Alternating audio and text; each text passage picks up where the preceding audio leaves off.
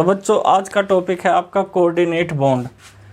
ये बॉन्ड पहले दो बॉन्ड से बिल्कुल अलग है। आपने इलेक्ट्रोवैलेंट में देखा कि वहाँ पे ट्रांसफर ऑफ इलेक्ट्रॉन होता है और कोवैलेंट में आपने देखा वहाँ म्यूचुअल शेयरिंग होती है इलेक्ट्रॉन्स की बिटवीन टू एटम्स।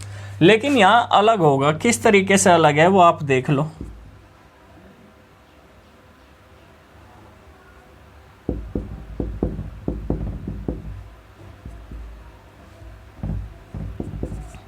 अगर ये B है, ठीक है बच्चों, ये क्या है B, और B को कितने इलेक्ट्रॉन की ज़रूरत होगी, इसमें 2 इलेक्ट्रॉन्स की ज़रूरत होगी।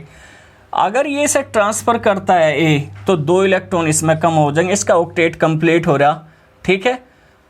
इसका तो ऑक्टेट कंप्लीट हो जाएगा लेकिन इसमें 2 इलेक्ट्रॉन की कमी हो जाएगी। फिर क्या किया जा, तो एक इस तरीके से बॉन्ड फॉर्म होता है बच्चों कि दोनों का ये काम बन जाए।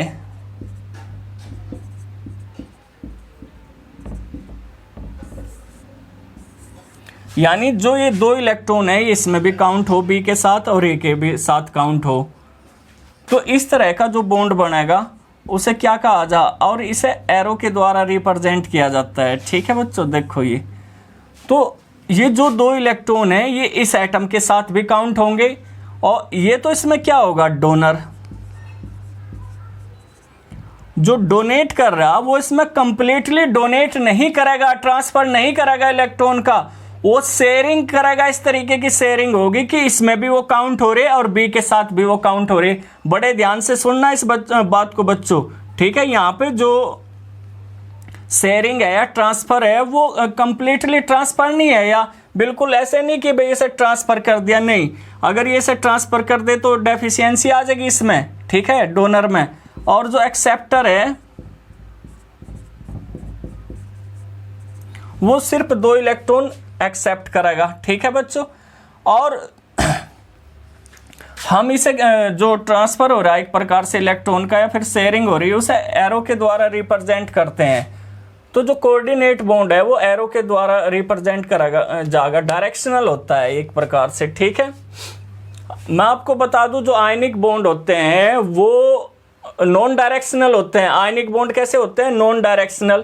जो कोवैलेंट बॉन्ड है वो डायरेक्शनल होते हैं। इसी तरीके से जो कोऑर्डिनेट बॉन्ड है वो भी डायरेक्शनल होता है, ठीक है। और इसमें जो डोनर होगा वो 2 इलेक्ट्रॉन इस तरीके से डोनेट करेगा कि इसमें भी इसकी काउंटिंग हो और इस एटम के साथ भी इसकी काउंटिंग हो। यहाँ देखो 2 4 2 6 2 8 2 4 2 6 8, यानी कंप्लीटली ट्रांसफर नहीं हो रहा इसमें इलेक्ट्रॉन्स का। और इसे हम कहीं से रिप्रेजेंट करते हैं, एरो से। तो इसमें जो पेयर्स ऑफ इलेक्ट्रॉन्स होने जरूरी हैं किसी भी एटम के पास।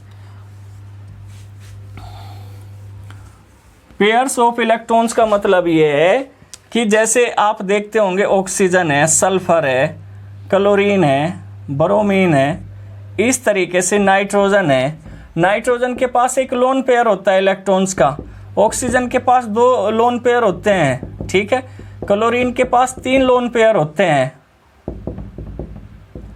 तो ये न डोनेट कर सकते हैं, ठीक है बच्चों। आपको इस बात का ध्यान रखना ही होगा कि वो ही इस टाइप के बॉन्ड को फॉर्म कर सकते हैं जिसके पास कम से कम एक लोन पेयर प्रेजेंट हो। अगर लोन पेयर नहीं है तो वो कोऑर्डिनेट बॉन्ड फॉर्म नहीं कर सकते, वो एटम या ग्रुप ऑफ एटम्स। बच्चों ये बात आप ध्यान रखना, यानी पेयर ऑफ इलेक्ट्रॉन्स होना जरूरी है।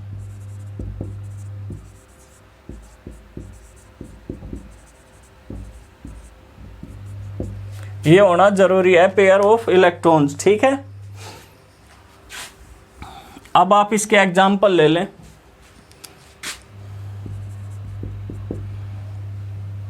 जैसे अगर हम अमोनियम आयन ही देख लें, सबसे पहले आपने अमोनियम आयन तो देखा ही हुआ, पढ़ा भी होगा।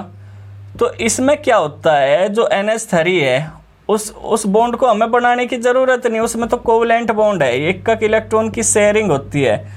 मैं अगर आपको दिखा भी दूं, 1 इलेक्ट्रॉन इसका और 1 हाइड्रोजन का, जो हमने इससे पहले बताया, तो आपस में तो इनकी कैसा है, कोवैलेंट बॉन्ड है, ये तो कोवैलेंट बॉन्ड है।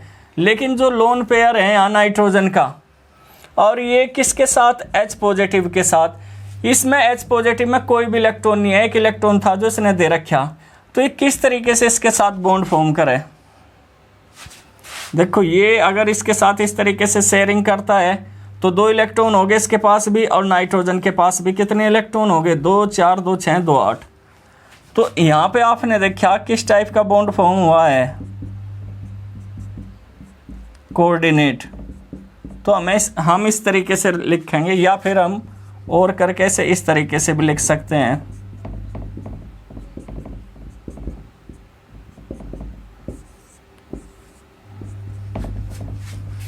तो अमोनियम आयन इस तरीके से आपने देखा, यहाँ H पॉजिटिव था जो,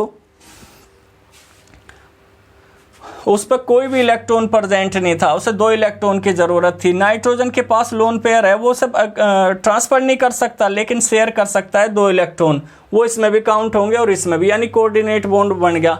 मैं आपको एक बात और बता दूं, यहाँ पे जो H पॉजिटिव है वो एक्सेप्टर है इलेक्ट्रॉन का, इस वजह से इसे क्या कहा जाएगा, लुईस एसिड। बच्चों जो इलेक्ट्रॉन के एक्सेप्टर होते हैं, 2 इलेक्ट्रॉन एक्सेप्ट करते हैं तो लुईस एसिड कहलाते हैं, और जो डोनर होते हैं वे लुईस बेस। तो ये भी आप बात ध्यान रखियो, जो एक्सेप्टर हैं इलेक्ट्रॉन्स के वो लुईस एसिड हैं, और जो डोनर हैं 2 इलेक्ट्रॉन्स के वो क्या हैं, लुईस बेस हैं। तो सभी बच्चों को दिख रहा होगा। अब हाइड्रोनियम आयन भी आप देख लो।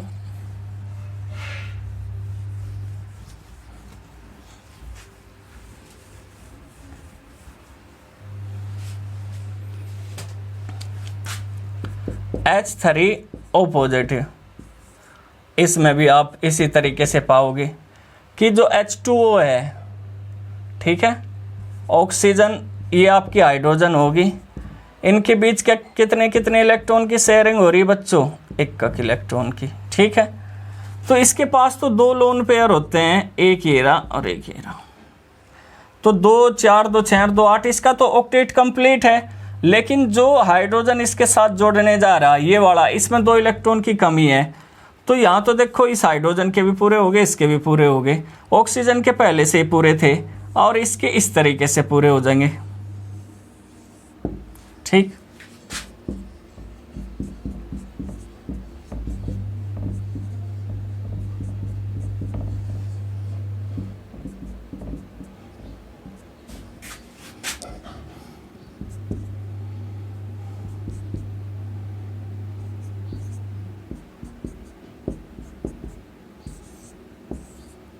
तो ये आपका हाइड्रोनियम आयन फॉर्म हो गया बच्चों, ठीक है।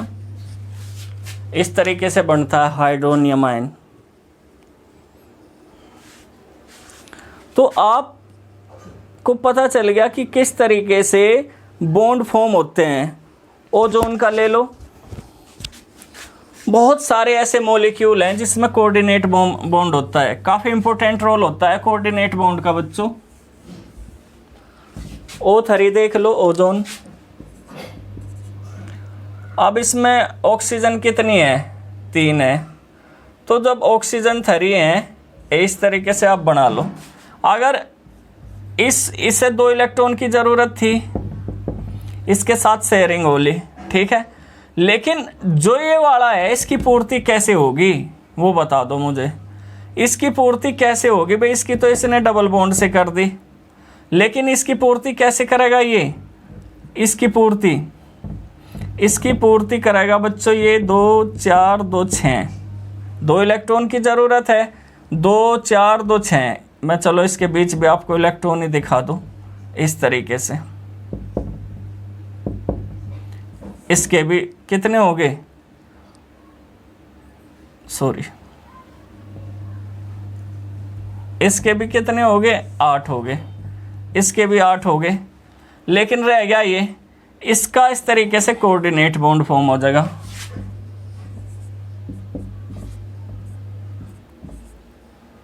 इस तरीके से। तो O3 की इस तरीके से स्ट्रक्चर पाई जाएगी बच्चों। अब नेक्स्ट देख लो आप H2SO4, काफी इंपॉर्टेंट मॉलिक्यूल है। ज़्यादा से ज़्यादा एग्जाम्पल करने की कोशिश किया करो। H2SO4। अब यहाँ देखो सल्फर, सल्फर इसका सेंट्रल एटम है। अभी हम वेस्पर थ्योरी जो करवाओगे इससे नेक्स्ट, उसमें आपको ये सारी चीज़ें पता चलेगी सेंट्रल एटम क्या होता है और किस तरीके से उस पर शेप डिपेंड करती है। ऑक्सीजन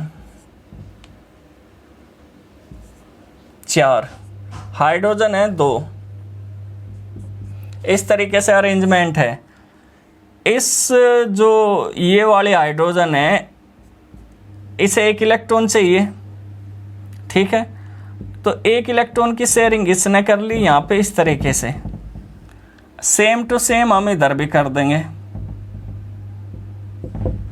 तो इस हाइड्रोजन का तो या कंप्लीट 2 इलेक्ट्रॉन। अब इस ऑक्सीजन को कितने चाहते, 1 चाहते, दोनों तरफ से इसे मिल गया, सल्फर से मिल गया। तो क्या होगा अब, इसका तो कंप्लीट हो गया ऑक्टेट। आप देख लो 2 4 2 6 8 हो गए। अब आप इसे देखो, इसका भी 2 4 2 6 और 2 8, 8 कंप्लीट हो गए। अब सल्फर को भी 2 इलेक्ट्रॉन चाहिए थे, जो एक इस ऑक्सीजन से एक इससे मिल गया, हाइड्रोजन को भी मिल गया, लेकिन जो 2 ऑक्सीजन है ये रहेगी। अब इनके साथ वैसे तो सेडविक ने कहा था कि जो सल्फर है उसकी मैक्सिमम कोवेलेंसी 6 हो सके, डबल बॉन्ड भी फॉर्म कर सकता है ये, लेकिन यहाँ पे क्या फॉर्म करेगा ये, कोऑर्डिनेट बॉन्ड, ठीक है। तो ये जो ऑक्सीजन है 6 इलेक्ट्रॉन तो पहले ही है इनमें, 6 और 2 इलेक्ट्रॉन ये काउंट हो गए, तो 8 हो गए या नहीं हो गए। तो इस तरीके से इनके साथ इसने क्या फॉर्म कर दिया, कोऑर्डिनेट बॉन्ड।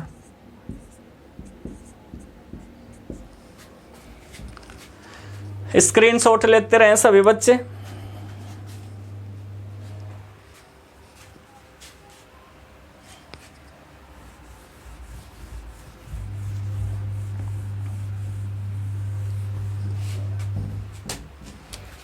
NH3 BF3 के बीच में ये बेस होता है और ये एसिड हो। तो आप ये देखो जो बोरोन है उसमें 6 इलेक्ट्रॉन तो हैं, फ्लोरीन के साथ कोवलेंट बॉन्ड बनाने के बावजूद उसमें 2 इलेक्ट्रॉन की कमी है। तो अब यहाँ पे क्या होगा, जो नाइट्रोजन है ये इसकी पूर्ति करेगी। ये देखो इस तरीके से इसने इसे 2 इलेक्ट्रॉन दे दिए, वे 2 इलेक्ट्रॉन यहाँ पे भी काउंट हो रहे। चलो मैं आपको अगर बना के दिखाऊं, 2 4 2 6 और 2 8, 2 4 2 6, इसमें 6 थे, तो अब इसमें भी ये काउंट होंगे इस तरीके से।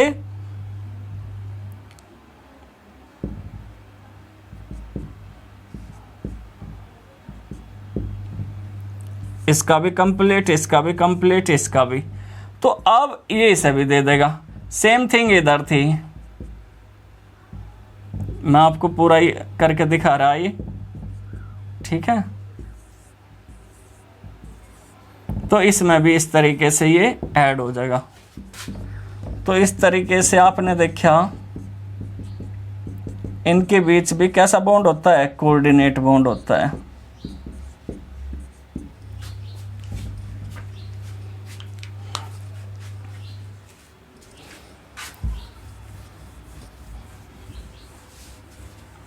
आप अगर कार्बन मोनोऑक्साइड का देखो, कार्बन मोनोऑक्साइड ये किस तरीके से फॉर्म होता है। ऑक्सीजन को सिर्फ 2 इलेक्ट्रॉन चाहिए, कितने चाहिए बच्चों, 2 इलेक्ट्रॉन चाहिए, और कार्बन को चाहिए कितने, 4।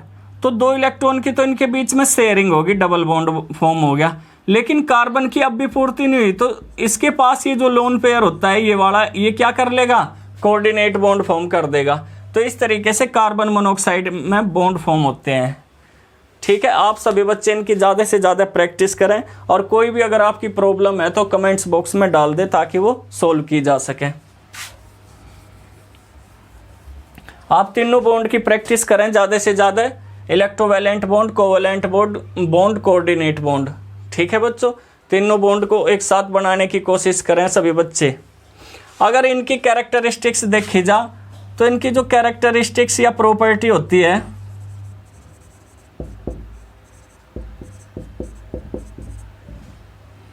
वो बिल्कुल बीच में होगी, किसके, आयनिक बॉन्ड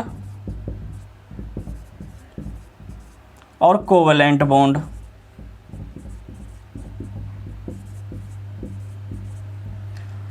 जैसे अगर आप देखो फिजिकल स्टेट में हमने क्या बताया था, फिजिकल स्टेट में हमने बात की थी कि वो सॉलिड होते हैं आयनिक बॉन्ड, लेकिन वो क्या होते हैं covalent bond, soft solid, liquid gas, तीनों स्टेट में पाया जाता है। तो इसकी प्रॉपर्टी भी इनके बीच होगी। दूसरा, इनके मेल्टिंग और बॉइलिंग पॉइंट, इसके जो मेल्टिंग और बॉइलिंग पॉइंट है आयनिक बॉन्ड से तो कम होंगे, लेस होंगे, आयनिक बॉन्ड से तो क्या होंगे इसके लेस होंगे, ठीक है, लेकिन कोवेलेंट बॉन्ड से इसके मेल्टिंग और बॉइलिंग पॉइंट हाई होंगे। तो इस तरीके से इसकी जो प्रॉपर्टी है दोनों के बीच वेरी करेगी। क्या बताया हमने, मेल्टिंग और बॉइलिंग पॉइंट आयनिक बॉन्ड से कम है और कोवेलेंट बॉन्ड से ज़्यादा है। सोलिबिलिटी की बात करी जा, अगर सोलिबिलिटी की बात करी जा, जैसे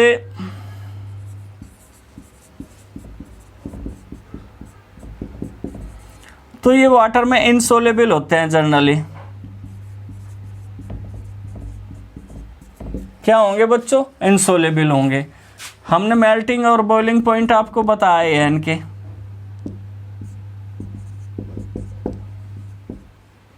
लो होते हैं एक प्रकार से, ठीक, यानी इससे ज़्यादा होंगे, सॉरी इससे कम होंगे और इससे ज़्यादा होंगे। ये बैड कंडक्टर होते हैं, अगर कंडक्टिविटी इनकी देखी जा,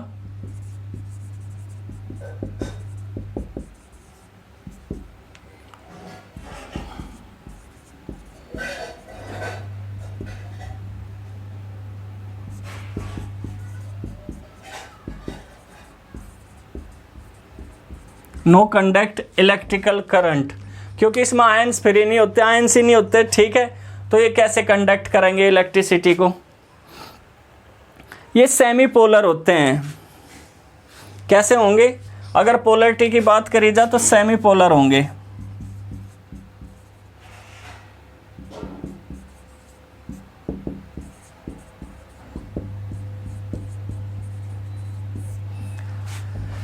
जहां हमने कहा था आयनिक कंपाउंड क्या है, पूरी तरीके से पोलर होते हैं, लेकिन ये नॉन पोलर होते हैं। तो जैसे हम कह रहे हैं इनकी प्रॉपर्टी इन दोनों के बीच की होगी, तो ये सेमी पोलर होंगे, पूरी तरीके से आयोनाइज नहीं होते, तो इसी वजह से इनकी पोलरिटी भी कैसी होगी, आधी होगी, सेमी पोलर होंगे। तो ये सारी बात आप नोट करते चले जा। नेक्स्ट है types of reaction. Types of reaction का मतलब ये है कि जैसे आपने देखा था इनके आयन पार्टिसिपेट करते हैं केमिकल रिएक्शन में, इनके मॉलिक्यूल पार्टिसिपेट करते हैं, तो इनके भी बच्चों मॉलिक्यूल पार्टिसिपेट करेंगे, जो कोऑर्डिनेट बॉन्ड है उनके भी मॉलिक्यूल क्या करेंगे, पार्टिसिपेट करेंगे। अगर डायरेक्शन देखी जाए तो ये नॉन डायरेक्शनल थे, ये डायरेक्शनल थे, यानी कहीं से भी इलेक्ट्रॉन का ट्रांसफर किया जा सकता है सॉलिड में, लेकिन ये डायरेक्शन सामने की म्यूचुअल शेयरिंग होगी। ठीक इसी तरीके से ये भी डायरेक्शनल होते हैं कोऑर्डिनेट बॉन्ड। तो ये इनकी प्रॉपर्टी थी, ठीक है बच्चों।